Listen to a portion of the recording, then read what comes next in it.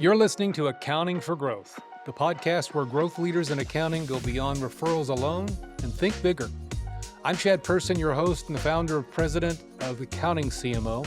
Each episode, we bring in experts at the edge of accounting innovation to share quick, actionable insights that help you lead with confidence, drive smart growth, and move your firm forward. Let's dive in. Welcome back to Accounting for Growth. I'm Chad Person, and this is the sixth and final episode in our Managing Partner Reality series. Today, we're going to close out with a topic that kind of sits underneath, I think, everything we've talked about so far. It's succession and each firm's leadership pipeline. I want to frame this more than just this topic, more than just, kind of the timing around key partners retiring. This really is a leadership and capacity issue.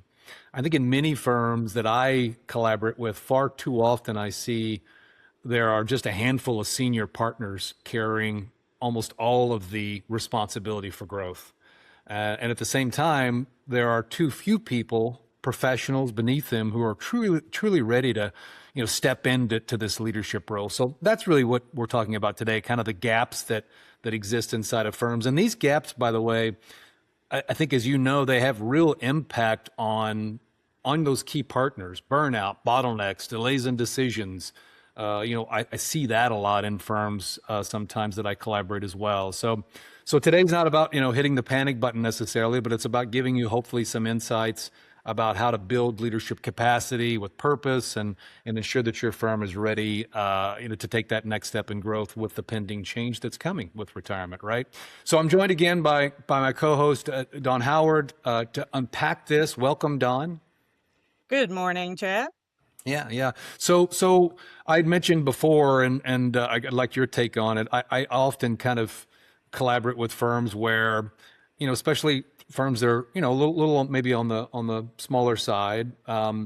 There's maybe that founder and a couple of others that have all of the responsibility for growth, and yet those folks are not far away from retirement. I mean, something that you see as well, I assume.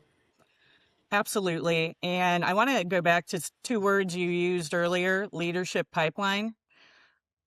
And I think in many cases, managing partners occasionally who are getting closer to that retirement age, unfortunately, it drops to the bottom of the priority list because it's not a today thing or even a tomorrow thing. It's a little bit down the road. But, me as an old sales gal, whenever I hear the word pipeline, typically we're thinking about prospecting, certainly, but I would submit to you that the leadership pipeline is just as important, longer term, for sure.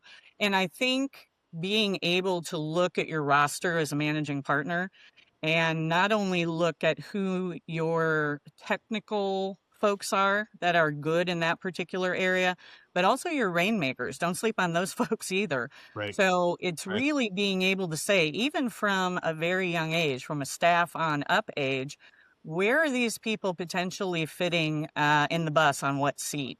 So honestly, Chad, it's just being cognizant that it's coming.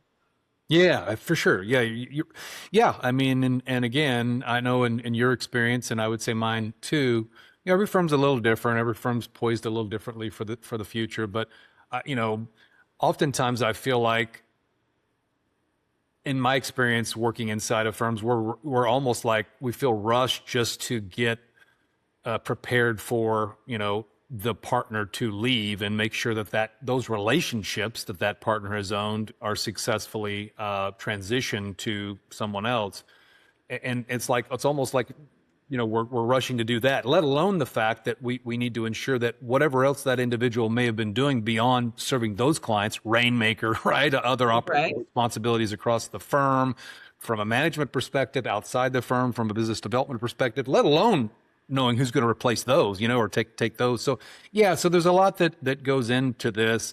And I think, again, we're kind of talking about this leadership gap. And so let's shift to that in terms of how many firms rely on, informal leadership development. I mean, again, you just mentioned a second ago, technically strong, but even though they may be technically strong, they could be strategically unprepared, right, to step in and help lead the firm. So what are your thoughts on that? Well, I definitely have seen situations where someone gets into a leadership role that they're not ready for, and that Sure. is no fault of any one particular person. We all do our best for sure, assume good intent. Um, but I was very lucky that I grew up under leadership that didn't have a problem looking at a variety of different partners and saying, sorry, we're going to do it this way because I'm the managing partner and my experience is this, and I have to make a decision. Where I think leadership can fall down is you're trying to be everything, you're trying to make everyone happy, and basically you're making no one happy. Right. So when you're thinking, excuse me, when you're thinking about who is who is really ready for this role, to your point, it is an element of, well, do it's not just checking off that, yeah, this realization looks okay. Right. There's a heck of a lot more to it. We could have a whole podcast on just some of the Sure. stories that I've Sure. seen related to that. Right. Uh, but it is a mental prep. And, you had mentioned kind of business development and outside. We definitely have to look at during that time of, well, which clients will be impacted by this move. And I think that that is one of the reasons why it doesn't happen, or Yeah. it takes up to the very last minute when someone has announced their retirement that, oh boy, I have had this client for X number of years and they're not going to be happy, which maybe they will be. There maybe hasn't been a conversation about it. So I Yeah. think it has a lot to do with just being open with and having conversations with your own executive leadership team on, here is where we are, folks. Here's what we're trying to get to. Help me out. Yeah. Yeah. No. No. No question. No question. So, um, so I think tackling this at the end of the day, this transition that happens inside of a firm. I mean, I think there's a couple of things that need to happen. I mentioned a moment ago, like I often see a lot of the focus being put on the actual transition of the relationships that need to be transitioned when a firm Hmm. partner is retiring. And that's often focused on the production role associated with that individual. How can we transition these relationships? There's emotion associated with that, right? In a lot of Yeah. ways. So that's key and that's important. And I'm interested in any ideas or thoughts, or points that you can provide there. But on the flip side of that, again, it's not only reassigning the work. It's Mhm. where, in some cases, what else was that partner providing in terms of leadership internally? What else was that partner doing out in the community to continue to make sure that there were opportunities, referrals coming in for the firm? It's like, again, it's both of those items. And again, at a leadership capacity, it's kind of created. It's not suddenly discovered once somebody leaves. Talk to me Yeah. about your thoughts. Yeah. And I would tell you that certainly in my experience of working with many managing partners, they sort of grew up accidentally in a lot of cases, that maybe there wasn't a true leadership training program. So Yep. some of their skill set came organically because they had to. But it wasn't necessarily that it was captured as, thou shalt do this Sure. when you Sure. become a managing partner. It's more that just happens to be that person's default skill set, pick your word for that. So I think it's very important that the executive leadership, maybe it's a conversation where you sit down 2 years in advance and say, what do they look like as far as their qualities, to your point about what else they were doing that sort of wasn't on the job description. Right. That still will be a gap that needs to be addressed. So it's a gap analysis, really. Yeah, it is. And, you know, there's lots of, you kind of framing where there's a lot of informal, if you will, opportunities to develop skills, sometimes on your own because you just needed to, as you suggested. But there are opportunities, and I know many firms focus on this, of doing more, I don't know if you want to call them formal or not, but mentoring. right? And Mhm. there's opportunities to, and I know a lot of this happens organically in firms, but to mentor those junior leaders, knowing that they're going to be coming on and taking over these relationships. But you had mentioned something earlier, that mentorship has to go beyond the technical skill piece, right? Yeah. What I think many firms need to ensure they're doing is that that mentorship needs to also expose these young leaders to decision making, right? To Right. how those decisions are made in terms of serving clients, in terms of growth, in terms of, again, how to participate in the firm internally to drive better operational stances for your team members, et cetera, et cetera. Just strategic discussions. Again, that shared ownership. I mean, you've seen a lot of that, I know, in your time in firms you've worked in, Don. Yeah, and I'm a huge believer across the board in mentorship. Um, it typically works, but it takes I hate to use the word plan, but it does take some planning to be able to say, okay, we've identified Nikki, for instance, and Nikki is the person that we know based on her skill set. She has these three things, absolutely have to have that to the table, but maybe we need a little training in this area. Yep. And, soft skills are a thing.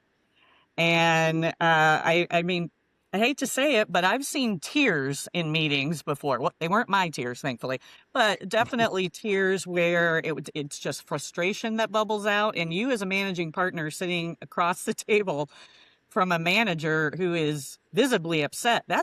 What is that skill called? I don't even know, but it Right. certainly happens.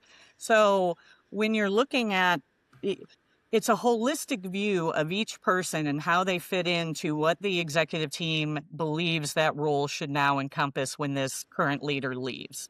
Yep. Yeah, no, for sure. And so again, uh, I don't want to make this sound overcomplicated because it doesn't have to be, but I, for years we probably have heard the idea of having a clear line of sight for, like, career progression, right? Yeah. And I always kind of go back to, my perspective on that is, you know, having some plan to say, hey, as our staff moves to senior and senior to manager and so forth, like, there are, as you just said, soft skills matter. They need to be exposed at the appropriate time and level Right. to how strategy decisions or strategic discussions need to be had at those levels, and how they impact, growing relationships with clients, how they impact how we make investments to go to market and generate new clients, and on and on and on. Again, just what should those younger leaders be exposed to at each stage? That, again, you can build upon this over time. I think that's one of the things that I've seen many firms do, and Uh-huh. it's being proactive in that regard. And I also would say, we've talked a lot about this in our series, culture, right? Yeah. Ensuring that your culture is either going to kind of accelerate, or it's going to, like, negatively impact leadership development, right? And Yeah. it needs to be at the core of what the firm's all about, I guess. The other thing, Chad, and of course we're marketers, so selfishly, I'm going to bring that into play here.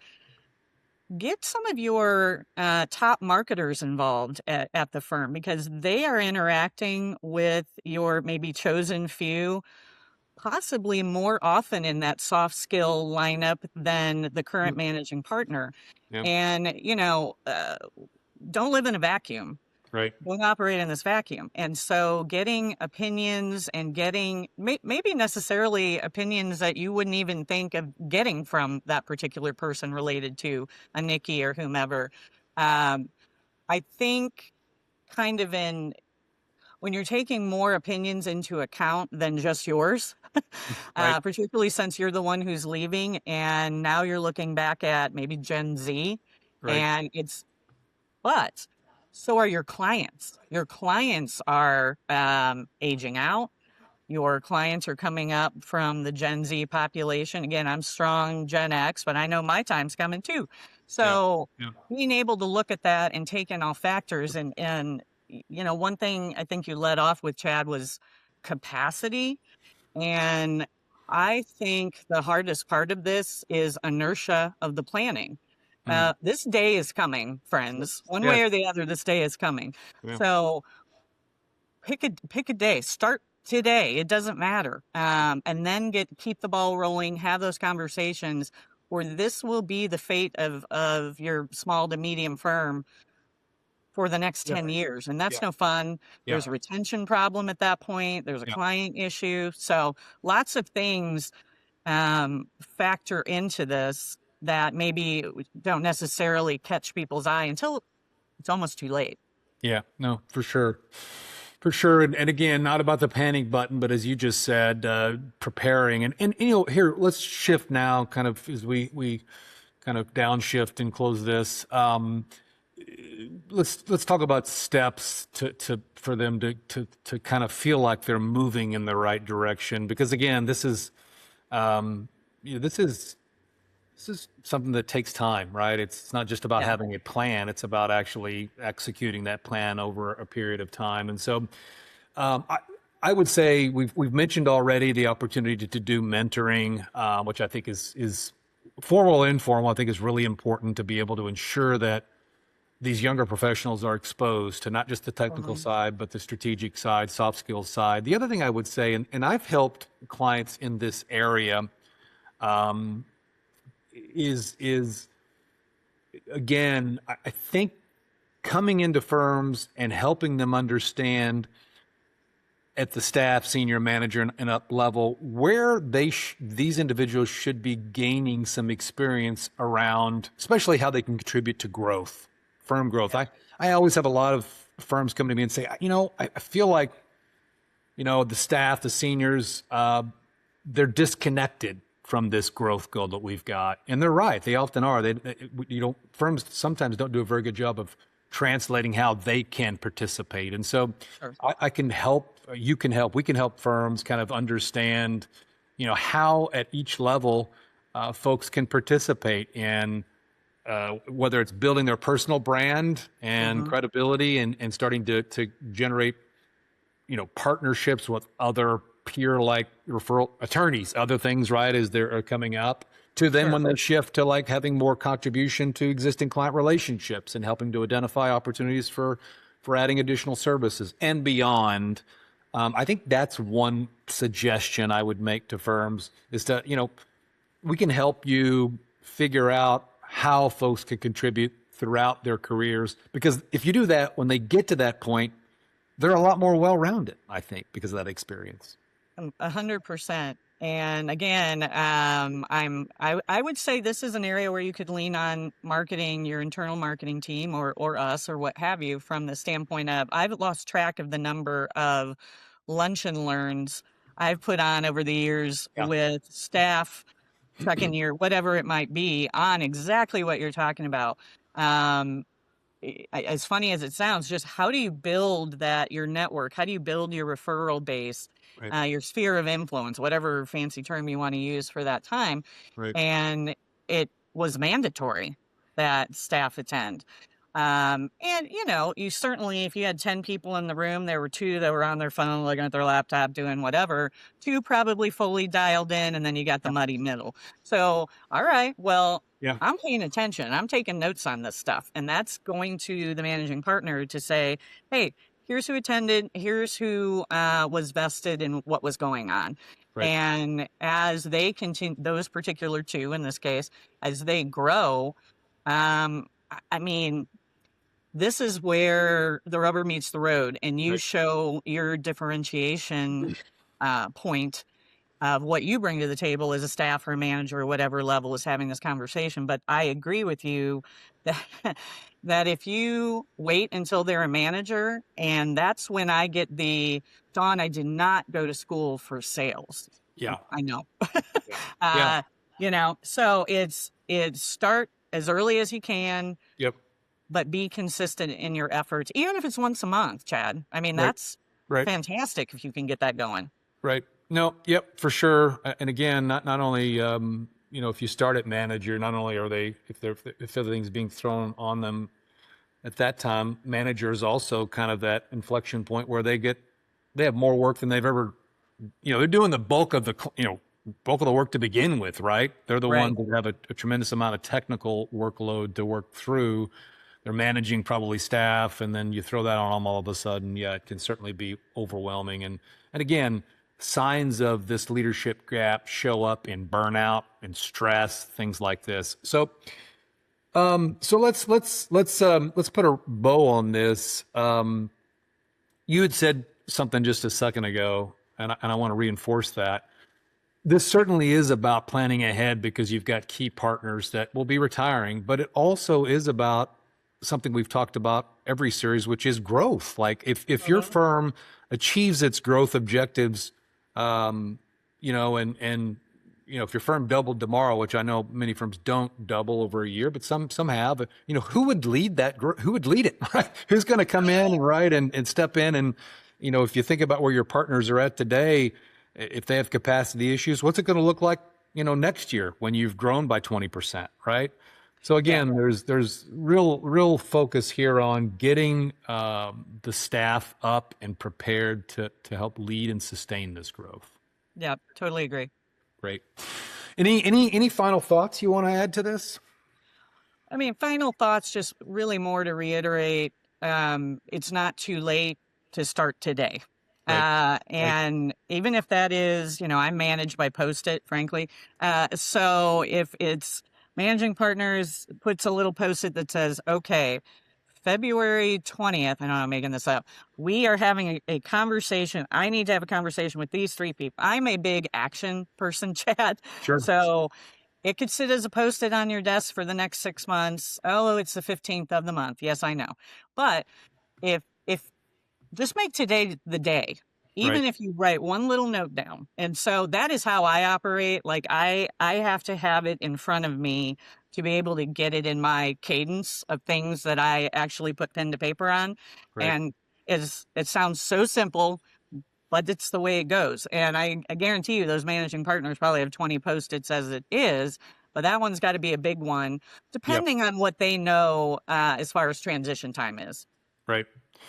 Yeah, no, exactly. I think you're right, Dawn. I think the key is just you got to start. Yep. I tell you what, it's from my experience, just confronting it and starting that in and of itself relieves a lot of anxiety, I think, for a lot of folks and certainly for a firm as a whole. So hey, as I kind of, I guess, think about a core takeaway, I would say, that this firm of the future that we've talked about, I think it's built on shared leadership and a deliberate focus on planning ahead and succession, right? It's Hmm. that firm of the future that's going to be successful is not going to be built by one or two heroic partners, and so everything we've covered thus far in this series ties back to really one question, and that's, who actually has how do we build capacity and leadership inside the firm to really drive this firm forward and sustain success? So again, succession isn't a document, right? It's Right. how you transfer trust. It's create space for leaders to lead and build a clear path for the next generation, right? Yeah. Thanks, And, Stone. Yeah, go ahead. sorry, you had mentioned culture. Yep, And if you're making this part of your culture, that will continue way past your own tenure. for sure. If it's a one-off thing every few years, that's like a goat rodeo, right? Like what are Yes, we trying to actually do here? it is. So I think if it's not just taken as one little box you take off the shelf and oh no, Sue is getting Right, ready to retire. It's got to be an ongoing conversation, whether or not it's once a month, once a week, right, however you want right, to do it. right. So yeah, Makes sense. Makes sense. So hey, thanks, Don, for first of all, like, really appreciate all your time to kind of walk us through each of these podcasts episodes. It's been, I think, really impactful, and I hope everybody else that has an opportunity to view it would agree. But lots of great insights. Thank you very much. happy to do it. Thanks, Chad. So everyone, hey, again, hopefully you have a perspective now on all the topics that we've covered: talent, technology, structure, margin, leadership. They're all connected, right? And Mhm. and again, that future for your firm is really built on that shared leadership and that deliberate action you can take today. I want to thank you for joining us for this Managing Partner Reality series. And until next time, please continue to account for growth. That's a wrap on this episode of Accounting for Growth, powered by your CMO. We help accounting leaders break the status quo. Please subscribe, share, and stay sharp. Your next big growth move starts now.